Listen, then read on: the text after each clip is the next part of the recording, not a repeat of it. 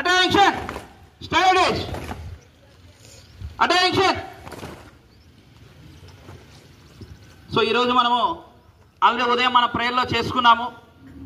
1949 November 26 రాజ్యాంగాన్ని constitutional assembly అనేది ఆమోదించి 75 సంవత్సరములు వజ్రోత్సవ కార్యక్రమంలో భాగంగా ఈరోజు మనమే కాదు మన దేశం మొత్తంలో అన్ని విద్యా సంస్థలు, అన్ని పరిపాలనా సంస్థలు రాజ్యాంగ ఆమోద దినోత్సవాన్ని దాన్ని మనము సంవిధాన్ దివాస్గా మనం జరుపుకుంటున్నామండి. ఇది మనకి రాజ్యాంగం అనేది ఆమోదంలోనికి వచ్చినప్పుడు నేషనల్ లాడేగా జరుపుకునే వాళ్ళం, జాతీయ న్యాయ దినోత్సవంగా జరుపుకునే వాళ్ళం. సో మనకి ప్రస్తుత ప్రధానమంత్రి నరేంద్ర మోడీ గారు ప్రధాని అయిన తర్వాత 2015వ సంవత్సరం నుంచే మనము కాన్స్టిట్యూషనల్ డే అనేది జరుపుకోవడం స్టార్ట్ చేశాము, నిర్వహించుకుందాం. సో అంతకంటే ముందుగా మన రాజ్యాంగ నిర్మాత, ఫాదర్ ఆఫ్ కాన్స్టిట్యూషన్గా పరిగణించబడే బిఆర్ అంబేద్కర్ గారి చిత్రపటానికి మన గౌతమి హై స్కూల్ ప్రిన్సిపాల్ అయినటువంటి భూషణం గారు, గౌతమి డిగ్రీ కళాశాల ప్రిన్సిపాల్ అయినటువంటి సుబ్బారెడ్డి సార్ గారు ఇద్దరు కూడా పుష్పాలంకరణ చేయవలసిందిగా కోరుతున్నాం.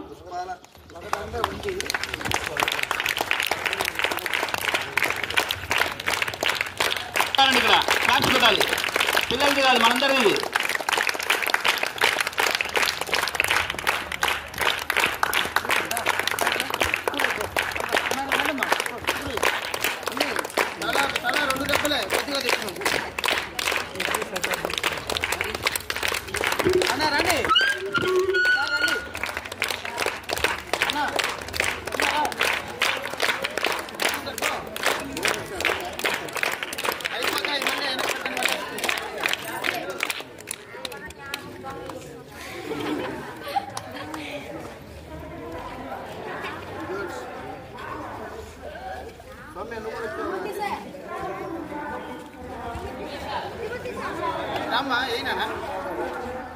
ఎంగిటైనా మీకు ఇంగ్లీష్ సార్ కూడా రావాలా?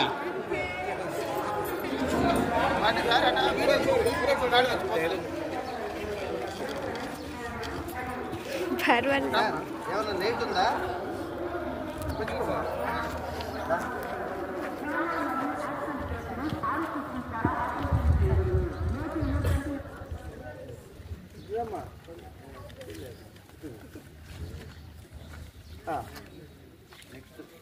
తీసుకో.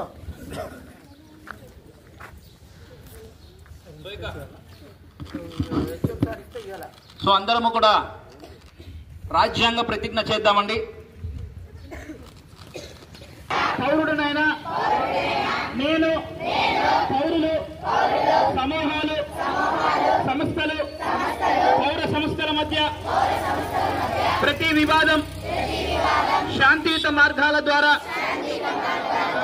పరిష్కరించబడాలని నాగరిక సమాజం యొక్క సార్వత్రిక సూత్రంపై విశ్వాసాన్ని ధృవీకరిస్తూ దేశం యొక్క సమగ్రత మరియు ఐక్యతకు పెరుగుతున్న ప్రమాదం దృష్ట్యా భారతదేశంలో ఏ ప్రాంతంలోనైనా లేదా నా పొరుగు ప్రాంతంలో ఏదైనా వివాద విషయములో శారీరక హింసను ఆశ్రయించనని నేను ప్రతిజ్ఞ చేస్తున్నాను.